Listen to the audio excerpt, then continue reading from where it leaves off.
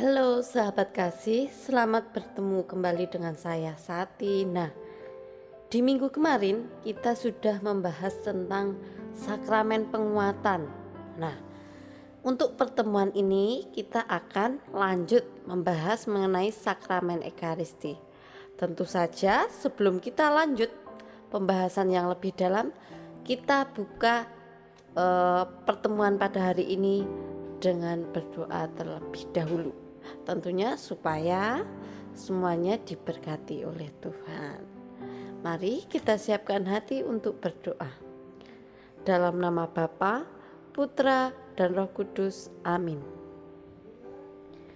Ya Bapa yang Maha Kasih, kami mengucap syukur atas berkat-Mu sehingga kami diperbolehkan untuk bertemu kembali di ruang online atau di sharing iman pada hari ini. Semoga apa yang menjadi sharing pada hari ini kami benar-benar dapat mewartakannya dan dapat meresapinya sebagai iman kami, dan pengetahuan iman kami akan Kristus semakin dalam. Marilah kita satukan doa-doa kita dengan doa yang diajarkan oleh Yesus Kristus sendiri. Bapa kami yang ada di surga, dimuliakanlah namamu, datanglah kerajaanmu, jadilah kehendak-Mu di atas bumi seperti di dalam surga. Berilah kami rezeki pada hari ini, dan ampunilah kesalahan kami, seperti kami pun mengampuni yang bersalah pada kami, dan janganlah masukkan kami ke dalam percobaan, tetapi bebaskanlah kami dari yang jahat. Amin. Dalam nama Bapa, Putra, dan Roh Kudus. Amin. Ya, terima kasih sahabat kasih. Nah, di ruang online ini kita akan membahas tentang sakramen Ekaristi. Tentu saja sahabat kasih sudah sering mendengar kata Ekaristi dan sudah sering ikut melaksanakan Ekaristi bagi saudara-saudara yang Nasrani atau yang beragama Katolik. Tentu saja kata Ekaristi sudah tidak tabu lagi. Nah, mari kita bahas bersama.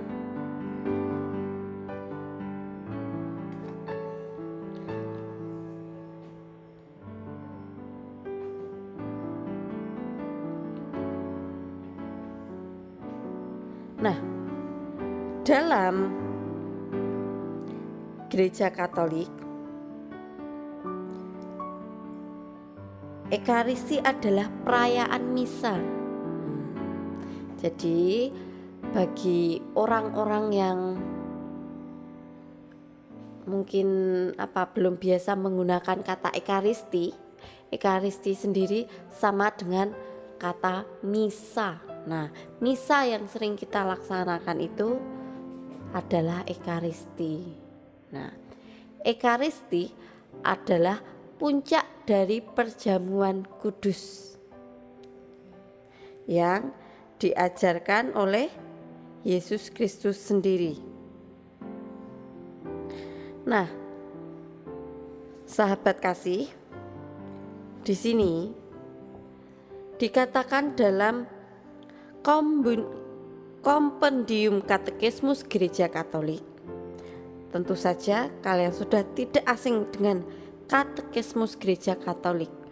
Dan jika masih ada yang merasa asing, nah mungkin di lain pertemuan saya akan membawakan sampelnya, bukunya itu fisiknya bagaimana. Nah, nanti jika Bapak Ibu berminat nanti bisa beli di Canisius juga ada, ya. Dan di online kemungkinan juga ada.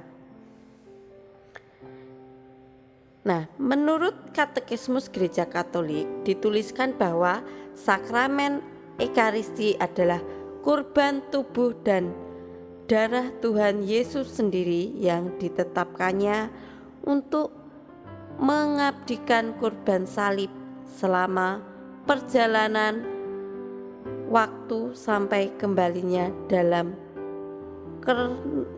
kemuliaan. Nah, di dalam gereja Katekismus Gereja Katolik, sakramen Ekaristi juga sebagai sumber dan puncak kehidupan Kristiani.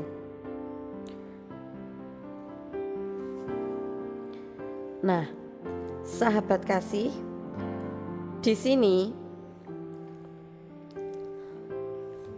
kita sudah sering melakukan perayaan Ekaristi, akan tetapi terkadang kita belum paham apa sih itu Ekaristi. Nah, Ekaristi sendiri pada mulanya diawali dari jemaat perdana. Dari Tuhan Yesus mengajarkan pertama kali Ekaristi atau perjamuan terhadap para murid-muridnya. Nah, di situ ketika awal mula Tuhan Yesus mengajarkan Ekaristi terhadap murid-muridnya, disitulah yang disebut dengan jemaat perdana atau jemaat pertama kali. Nah, dari jemaat perdana kita meneladaninya. Apa yang diajarkan Yesus kepada jemaat perdana, kita meneladaninya sampai sekarang ini. Jadi kalau ada yang bertanya, kenapa kok kita berdoanya setiap hari Minggu itu harus mengikuti perayaan Ekaristi? Nah, di situ kita selain meneladan dari para murid Yesus atau jemaat perdana, di situ kita memuliakan Allah. Sarana untuk kita bisa memuliakan Allah.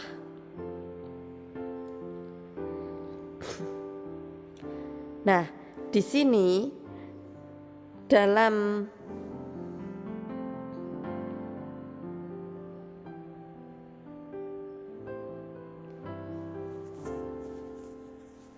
KGK atau Katekismus Gereja Katolik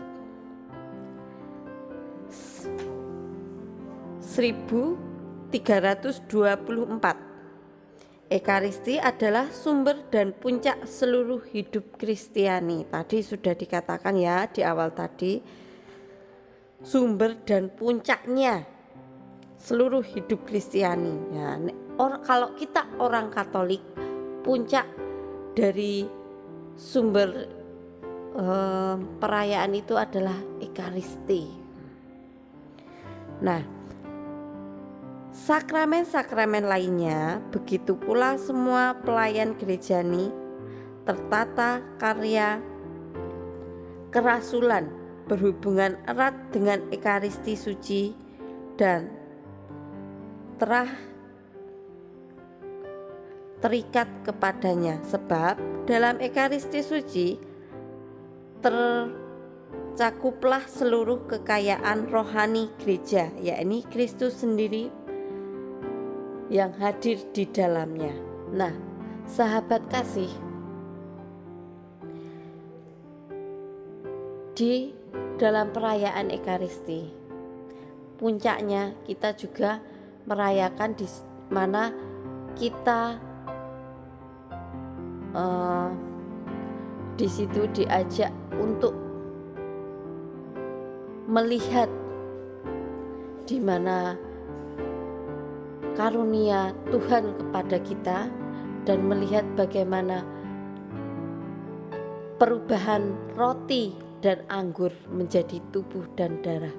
Nah, jadi ketika seorang pastor di perayaan Ekaristi itu,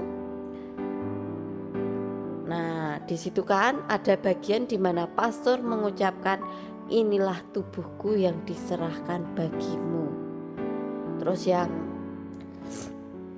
nah itu adalah proses di mana ada prosesi perubahan roti dan anggur menjadi tubuh Kristus.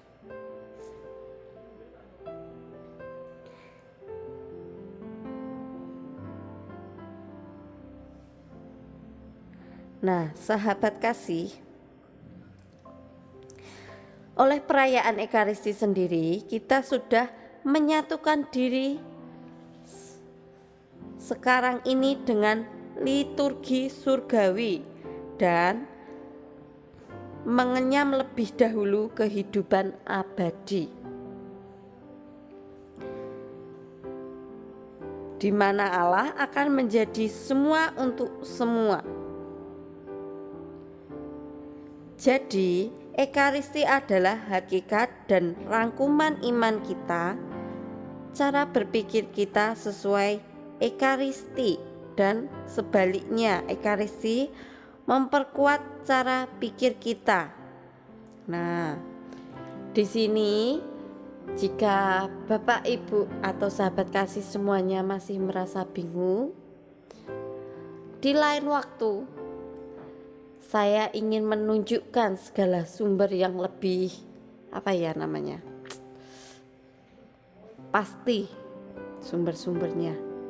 Kan banyak kita terkadang kalau bingung seperti saat ini sahabat kasih menonton YouTube atau mencari di Google atau lewat media informasi lainnya. Nah, akan tetapi tentu saja di situ ada sumber yang akurat, jadi tidak mengada-ngada.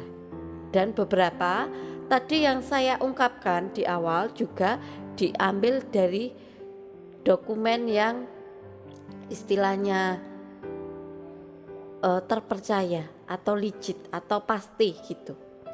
Nah, bagi seorang pastor atau istilahnya para katekis atau tokoh-tokoh agama Katolik lainnya, nah tentu saja sudah tidak asing dengan buku dokumen berikut yang saya sebutkan, misalkan seperti KHK, Kitab Hukum Kanonik, atau KGK, Katekismus Gereja Katolik. Terus kemudian ada DKV atau Dokumen Konsili Vatikan Kedua. Terus ada apalagi ya? Tentu saja yang jadi utama kitab suci, itu pegangan orang Katolik yang sesungguhnya, yang jadi patokan kita untuk mengikuti Yesus. Kemudian ada DKV. Nah, 4 itu yang paling utama. DKV, Dokumen Konsili Vatikan Kedua, KHK, Kitab Hukum Kanonik. Nah, di dalam buku Kitab Hukum Kanonik ini ada hukum-hukum yang berkaitan dengan agama kita atau agama Katolik. Terus ada buku Iman Katolik, ada buku Katekismus Gereja Katolik, dan yang paling utama ada kitab suci sebagai pegangannya. Nah, tentu saja jika sahabat kasih ada yang berminat, sahabat kasih bisa tanya ke saya atau ndak cari di Canisius. Kalau ndak cari di online tentu saja sekarang lebih mudah. Nah, jika jadi Bapak Ibu di situ bisa lebih paham mengenai agama kita. Jadi nggak hanya sekedar paham, bahkan kadang kita sering ikut Ekaristi tapi hanya mengikuti saja, tapi tidak tahu artinya yang sesungguhnya. Nah, sahabat kasih, dalam perayaan Ekaristi itu kan kita meneladan Yesus Kristus dalam mengajari pada para muridnya atau para jemaat perdana dalam memuliakan Allah. Nah, di situ tentu saja oleh gereja semakin hari atau semakin berkembangnya zaman, tentu saja disahkan dalam ajaran gereja Katolik atau sebagai hal yang mutlak yang harus kita lakukan, kita laksanakan. Nah, bahkan di dalam 5 perintah gereja kita kan juga disuruh untuk mengikuti Ekaristi dan mengikuti hari raya yang ditentukan gitu kan. Nah, dan bahkan ketika perayaan Ekaristi itu kita dilarang melakukan pekerjaan pada hari itu. Nah, dalam perintah gereja dikatakan juga seperti itu. Terus kemudian di dalam 10 perintah Allah, nah kita kuduskanlah hari Tuhan, 10 perintah Allah yang ke 3. Nah, tentu saja di situ kita pastinya kan tidak hanya sekedar omong kosong dalam mengikuti Ekaristi, melainkan banyak dasar yang kita pegang yang membuat kita diyakinkan untuk ikut serta mengikuti Ekaristi. Nah, Ekaristi sendiri juga masuk dalam 7 sakramen. Nah, Ekaristi ini puncaknya dari semuanya.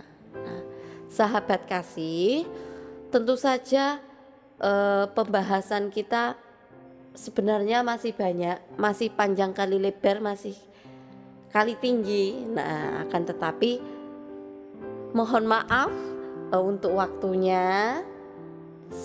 Sampai di sini dulu, nanti kita sambung lagi ke video selanjutnya apabila masih